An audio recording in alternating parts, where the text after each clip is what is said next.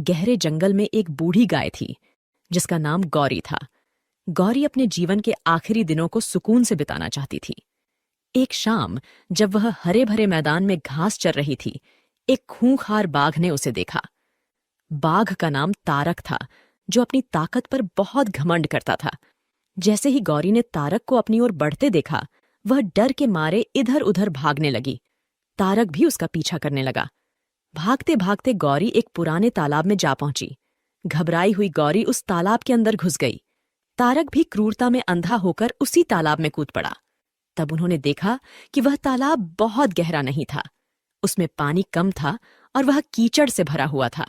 दोनों ही कीचड़ में फंस गए और वह कुछ नहीं कर पा रहे थे। गौरी उस कीचड़ के अंदर धीरे धीरे ढंसने लगी।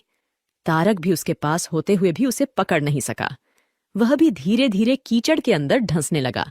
दोनों ही करीब करीब गले तक उस कीचड़ के अंदर फंस गए। दोनों हिल भी नहीं पा रहे थे।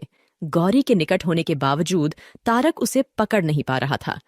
गौरी ने शांत भाव से तारक से पूछा, क्या तुम्हारा कोई गुरु या मालिक है? तारक ने गुर्राते हुए कहा, मैं तो जंगल का राजा हूँ, मेरा कोई मालिक नहीं, मैं खुद ही जंगल का मालिक हूँ। लेकिन तुम्हारी उस शक्ति का यहाँ पर क्या उपयोग है? तुम भी तो फंस गई हो और मरने के करीब हो। तुम्हारी भी तो हालत मेरे जैसी ही है। गौरी ने मुस्कुराते हुए कहा, बिल्कुल नहीं। मेरा मालिक जब शाम को घर आएगा और मुझे वहां पर नहीं पाएगा, तो वह ढूंढते हुए यहाँ जरूर आएगा और मुझे इस कीचड़ से निकालकर अपने घर ले जाएगा। तुम्हें कौन ले जाएगा? थोड़ी ही देर में सच में ही एक आदमी उसे गौरी को ढूंढते हुए वहां आया और गौरी को कीचड़ से निकालकर अपने घर ले गया।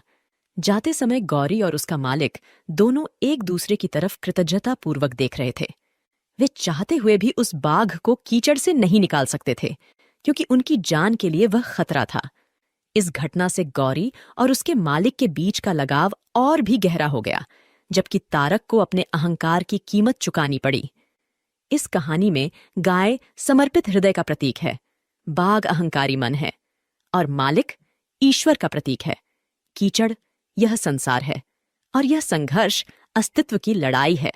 किसी पर निर्भर नहीं होना अच्छी बात है, लेकिन मैं ही सब कुछ हूं, मुझे किसी के सहयोग की आवश्यकता नहीं है। यही अहंकार है और यहीं से विनाश का बीजारोपण हो जाता है। ईश्वर से बड़ा इस दुनिया में सच्चा हितैषी कोई नहीं होता, क्योंकि वही अनेक रूपों में हमारी रक्षा करता है।